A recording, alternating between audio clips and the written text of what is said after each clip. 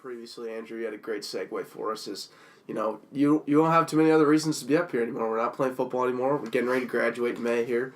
We're in, quote unquote, we're going into the real world now. And Andrew and I are quite nervous, I think. We're also very excited. Mm-hmm. There's a lot of good things that come along with that. I guess to begin, what was that transition like for you when you were graduating from Cornell and going out into the real world? What were your thoughts? What were your feelings? I was very ready to finish that journey in my life. I had a great 4 years. I graduated on time, which I was proud of, and I was ready. I think at times, in life, it's time to move on. I think, what is going to be your life's work and how you're going to get into that. When I left Cornell, I was ready. So I transitioned really pretty smoothly. I honestly, I went to work immediately. I graduated on a Sunday and at the end of May, and I was working the following Sunday, the beginning of June, into my career. And I have never stopped working since that time. So wasn't there a quick period you had to go home to get the money? That 1 week. The 1 week you went home. So from that Sunday that I graduated to the Sunday that I started, I went home and I painted a house with my brother, the same brother that's the high school football coach these days. And I made $1,000. I needed that cash so I could put down a deposit for an apartment. I was moving to Atlanta. So I went from upstate New York, Ithaca, to Chicago, painted a house with my brother, who was a professional painter, and I just helped him, and was able to make a little stipend. And then my mom drove me down to Atlanta, and I had enough money for a deposit. I got a little bit of a signing bonus when I signed on with them. I started out of school with the Ritz-Carlton Hotel Company, and their home base at that time was in Atlanta, and they had 2 hotels in Atlanta, and I was hired a direct placement position to run the 3-meal restaurant at the Ritz-Carlton downtown Atlanta. So I transitioned immediately. Like, I didn't blink. 1 week painting a house and making some money, and you're planning the trip down and so forth. I didn't blink, and there was no rest for the weary. And I look back on that a lot and think, why was I in such a rush?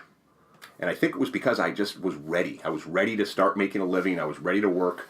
And I knew what I wanted to do. I just didn't know how I was going to get there. So I wanted to be with the Ritz-Carlton. I was enamored with that brand. That brand, to me, stood for the highest level of service, hospitality, culinary focus in the world in terms of my industry. F&B. F&B. Food and beverage. For people that don't know. So I was enamored. I did everything I could to get that job. And they were not coming on campus to interview. Cornell, one of the things they pride themselves on, the hotel school, is, they provide you with a lot of opportunities to network and get a job upon graduation. If you want a job, there's a job available. And a ton of companies come and they interview on campus. Ritz-Carlton was not one of those companies, and I was really disappointed. And I sent out 100 resumes. There were a couple of Cornell graduates that were working at Ritz-Carlton, so I had their contacts. They never got back to me. The president of the company, the president of the Ritz-Carlton Hotel Company, was a Cornell grad. He never got back to me. All dead ends. It turns out, I played football at Cornell. The secretary of the head coach at Cornell, her brother-in-law was a catering director at the Ritz-Carlton downtown. And she says, hey, why don't you give me your resume and I'll send it to Tom Walters. Tom got back to me like in 3 days. He had no tie to me, to the school, except for his sister-in-law. Okay. And he took the resume. He wasn't going to hire me, but he got it in the right hands of the people that were in charge of hiring. And so I was able to work that connection. It took me the better part of probably 7 or 8 months to get that interview. And they basically said, we'll fly you down from New York City. So I had to get myself from Ithaca, which is 4 hours away. It's upstate New York. I had to get myself to New York City, to the airport. JFK. To fly down to Atlanta, because they were only going to pay for the leg from JFK to Atlanta, Hartsfield. And I remember that trip. I got on a bus out of Ithaca. went into Manhattan. I'd been in Manhattan a couple of times, but I certainly was not an expert. I didn't know my way around. I had to get to the Port Authority. I came up in the Port Authority, and I had to get to the public transportation to get me to the airport. And it was, at that age, it was quite a journey.